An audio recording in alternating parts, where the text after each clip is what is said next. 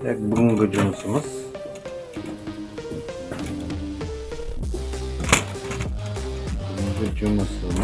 на стиральной машине полуавтомат. Аты Конов. Бұның себебі, бұзылып келген себебі сығатын жағы қосылмайды дейді. Біз мына включайдан қоссақ, мына артқа қарай заводты жоқ. Бұдан бұрын бұл қайтпаса тағатылатысын. Бірінші себеп, мына артқы крышкасын ашамыз.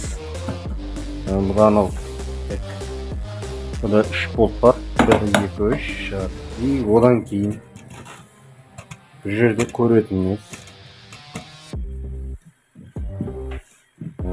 сығатын мотордың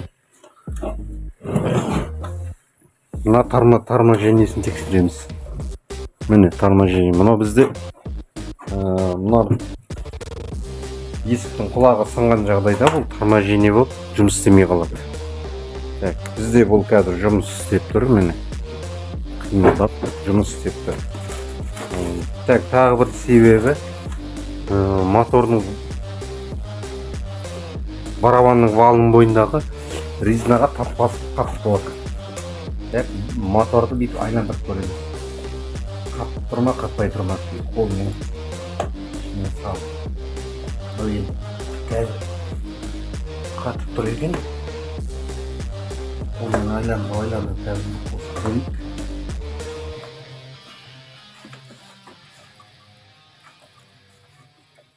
Шамал босады. Енді біз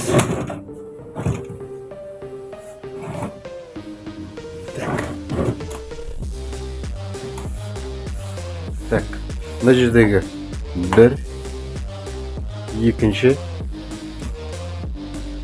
бірінші шуруп, екінші шуруп, мына шуруп босатамыз. И одан кейін крышканы көтеріп, мынаны ашамыз. Бұны ашып атқан себебіміз, может, мына жерде есіктегі ашық жауып атқан контакты темей қалды. Мына жерде есіктің ашып жауы, отключение контакт темей қалуы мүмкін. Соны тексереміз бірінші.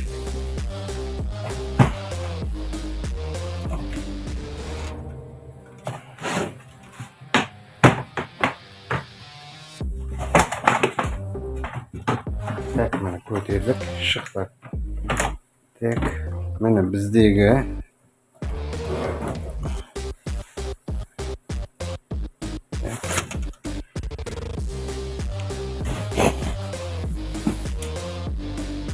көріп тұрғандай бізде мына контактыны қараңыз.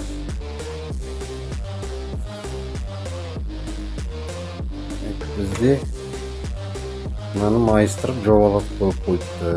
Может, орыстың контакты болмайтын шығар. Қазір осыны түзулеп қосып көреміз. Мына іштерді қайта орнына жасайын деп қойып көреміз.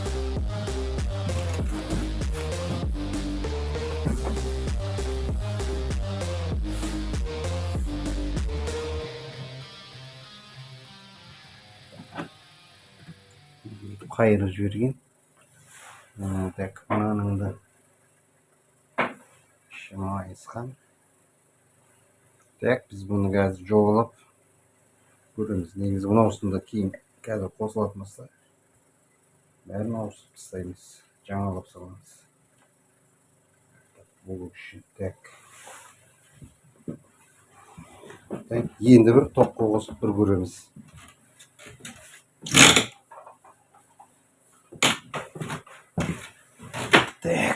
Кабель.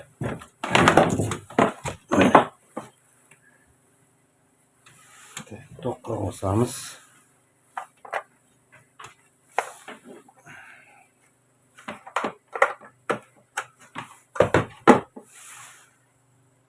Включатель қосылды.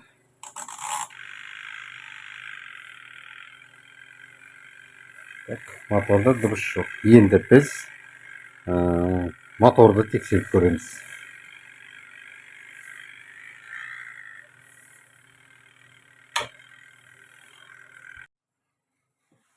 Bizde motorda бұзбай тұрып, мына включательді көрсек, Қараңыздар. Так.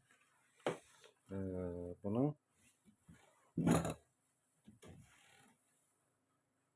мына жерде контактісі жабысқап ішіндегі қайтып отключение бермей тұр ешқандай.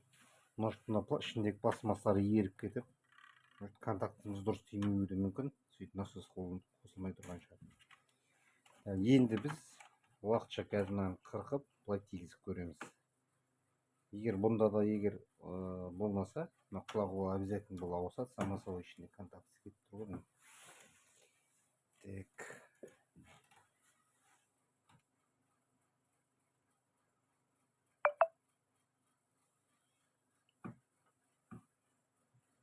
Былай десек, былайынан көрінбейді сіздерге. Мынау ішіндегі контакты жабысып қалған көрдіңіздер ме? Астында пластмасса неғылған айнып кеткен, сондықтан толық бұл контактты шығармай тұр. Көз жеткізу үшін екісін қырқып жалғап қосып көреміз.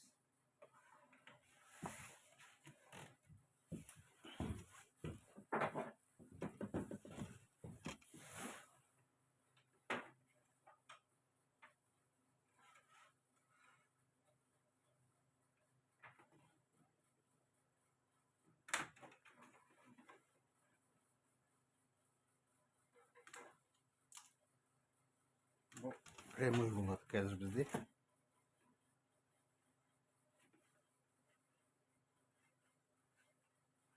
Уақытша былай. Қазір тексергенге қосып көріп отырмын.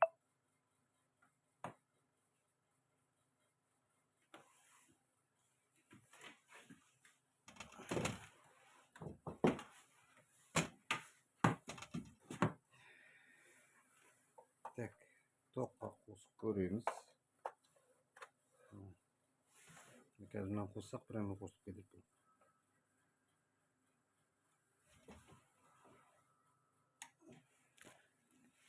Так, мынаны қоссақ, моторға тоқ бар да, значит, құлағымыз дұрыс істемейді. Мотор ауырлап тұр қазір. Оның валы да қатып қалған. Оның жаңағы резинаның бойындағы нагарланып қалған, соларды тазалап бір қосып көреміз. Включатель жарамайды уже. Кімні қоссаңыздар дыбыс шығады.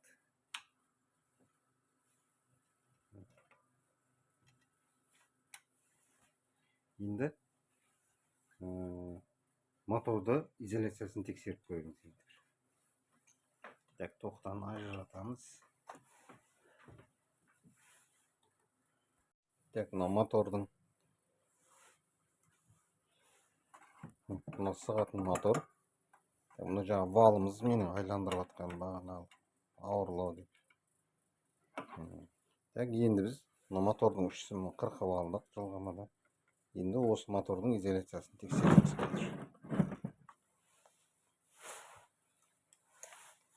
Так, приборымыз яқтан қойайын. Онға қоямыз. Мына біздікі оннан өз мегом килоны сразу өтіп кете береді. Но апты не ғой? Простой емес. Егер простой болса 200 киломға болып тексересіздер. Так, міне бірінші орам. Так.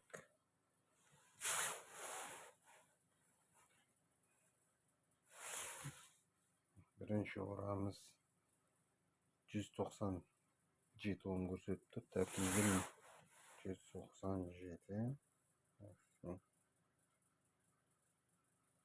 Кило 10 деп тұр.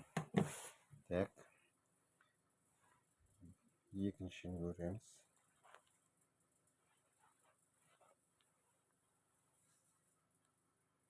146 оң. Так. Изоляция пока нормальный. Негізгі изоляция 200-ден кем болмау керек. Оны енді жалпы 197-200 болып тұр. Бұл істейді. Бұл жаңағы қатып тұр меніңше.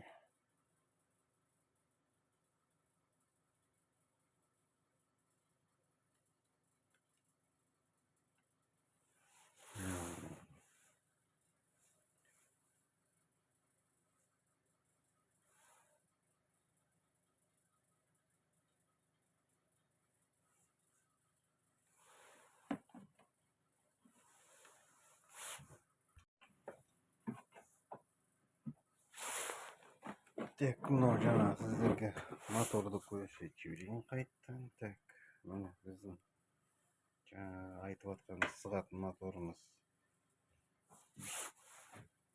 Так, бұл ұстабы бұзу үшін ұзақ, пока тексеру үшін сырттай көрсетейік.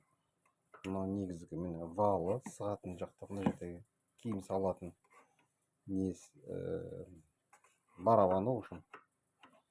Мынау валы жаңағы резинамен қатып қалып деп жатқанымыз. Мына валы айландырып көріп отыр.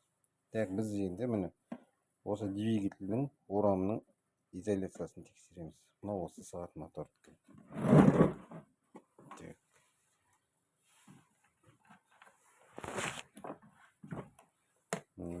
Приборымызды оңға қойып қойдық. Көрдіңіздер. Мына біз көзі автоматический мигом килом өзі өтіп кете береді секіріп бірден. Егер простой прибор болатын болса 200 Ом соған қойып тексересіздер. Неге десеңіздер, болмаса 200 киломға көрсетесіздер. Енді прибордың әрқайсысы әртүрлі ғой. Енді біреуіміз простоймен, біреумен не сайыстырып. Так, міне бірінші орамыз біздің негізі Ом көрсету керек орамдар. Так, бізде бұл жоғары көрсетіп тұр міне.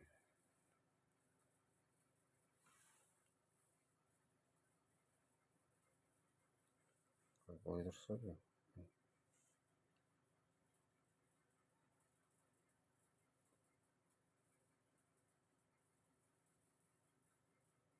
Hmm. 195 килом көрсетіп тұр. Бұнікі, значит, көп жоғары деген сөз. Так, екінші енді бір мен екінші орам, 2 мен 3-те тексеріп көреміз. Так, бұда бізде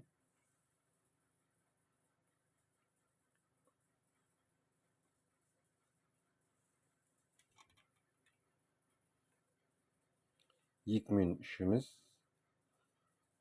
так 145 Ом көрсетіп тұр. 2 мен 3-тің изоляциясы нормальный деген сөз. Мына жерде көріп тұрайын. Енді 2 мен 3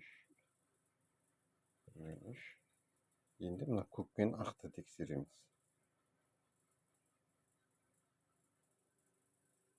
Так, бізде бұл 337 килом көрсетіп тұр. Значит, мынау ақсы мен мынау сұрсымның орамы екеуі не? Қалай десек болады? Изоляциясы кедергісі жоғары болып тұр. Мотор жарамсыз деген сөз.